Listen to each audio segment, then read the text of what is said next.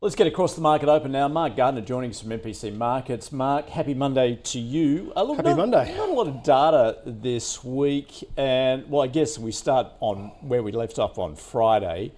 Global markets rallying again, but still a focus very much on Donald Trump. He did announce his nomination for Treasury Secretary. Yeah, look, there's been some questionable appointments and there's been some really, really positive appointments. So that'll continue to play out. I think the Trump trade, obviously Bitcoin, I don't whether it got through 100,000 on the weekend or not. I didn't quite check, but the Just missed out. Just missed out. Well, I mean, look, let's face it, it's the kind of market that's going to go hunting for that level and probably pop through. So yeah, we've got a little bit of inflation data this week. PCE Wednesday for the US.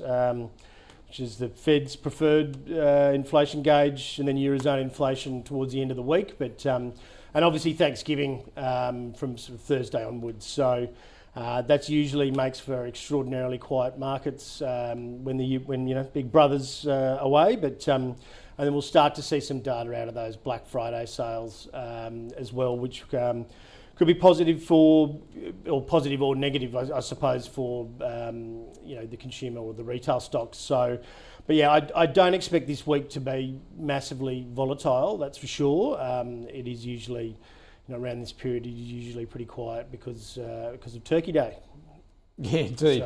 But is there an expectation perhaps that Trump trade is going to continue and perhaps that's going to morph into the Santa rally? Look, I think the Santa rally, from a seasonal point of view, we've had a lot of months this year that haven't gone to plan. So September, October is usually weak, particularly in election year, and that didn't unfold at all. In fact, it was completely the opposite. So any sort of Santa rally, I don't see anything derailing this until in an inauguration, realistically. And we've still got, we're still 59% of analysts are still expecting one more cut. I don't see another cut personally. The economic numbers are far too good over there at the moment, and probably push those any further cuts over there out till next year. But I think you've started to see a bit of a broadening in the US out of the Mag 7 into more of the small caps. I think the Russell was the strongest on Friday. And we've got, obviously over the last 3 months, we've seen the Russell rally probably around about the 11% mark versus the S&P and the Nasdaq only 6% and 4.5%. So we'll probably continue to see that broadening, as you can see there. We've obviously that Trump trade really did push the Russell higher in the green there, and we would expect to see that. That broadening out of the Mag 7. They're starting to look at. It's been a fantastic year for them.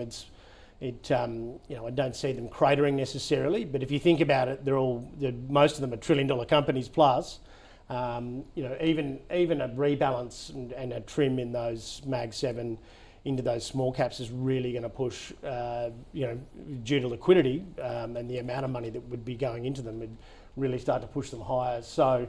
We've got a couple of small cap from our small caps watch list on our high conviction on our members dashboard in the buy zone at the moment. Subjective Corp, which sort of some people have referred to as the little up and coming sort of technology one style business. So that's around that sort of underneath that $17.30 marks, definitely sort of in the buy zone there. Mars Group's another one. We've started to see the cyclicals and the industrials start to find a bit of a bid tone in the US as well, and I think these guys pretty consistent performers overall. I'm pretty surprised it hasn't started to rally. It hasn't started rallying already, but it's sort of at the top of the buy zone there in the light green. And we probably expect those guys to head higher and probably report well when it comes to earnings in March. What are you seeing more broadly, particularly, I guess, the largest sectors, the banks, the Commonwealth at another record high? Yeah, look, it's pretty irrational, but it's just very clearly weight of money. We've got, obviously, the amount of super has increased now. We're at around that 11.5% mark. 10 cents of every dollar's got to go into CBA that goes into the ETFs, and that's generally what a lot of those super funds are doing.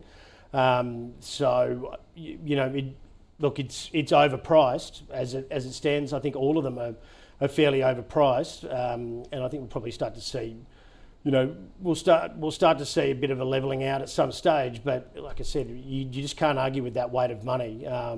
That the time frame for those superannuation funds is multi-decade. So whilst it's expensive here at the moment, it's probably not expensive in 10 years. So they don't necessarily care, and that's what they've got to do. Their job is to maintain the same sort of weightings as the index, and not get left behind. But yeah, stocks do get irrationally priced sometimes, and any sort of pullback, we would probably expect there would be a definite lack of a bid on the way back down. So I would expect at these really elevated prices, you need to, I think you see a really significant spike in volatility, particularly in CBA. I think it could quite easily come back $25, $30 before you start to see any institutional buying. But while we're drifting higher, it's just the path of least resistance as it stands. What about in the materials sector, Mark? Interesting too, where gold has taken off again. Have you got back into that trade? Yeah, we did. We bought Newmont, and our price target was around the 2,600 mark. I think it got to about 2,550, and then we essentially, the gold miners are still like in terms of all-in sustaining costs average for the gold mining sector versus where the gold price is the miners are historically cheap. And whilst there was a little bit of chaos with Newmont, which drove it back down on some production numbers, realistically that should even itself out in the next quarterly earnings in January. So we've been playing around relative value model where we're in Newmont. We made 25%, switched to Northern Star, roughly the same, back to Newmont. So we've just got a relative value model there, which basically picks out which is the cheapest of the large caps. So but we would expect that trade to keep going. I think silver will have probably a fairly stellar year if we are going to get this soft landing, and it usually lags then overtakes. Even though it's probably about level peaking as it stands at the moment. And you might even start to see some buying come into platinum and palladium as well. So there's an ETF, ETP MPM, which is it's about 60% gold, 20% silver, and 10% each of platinum and palladium. But we got price targets in the likes of palladium, 150% higher realistically.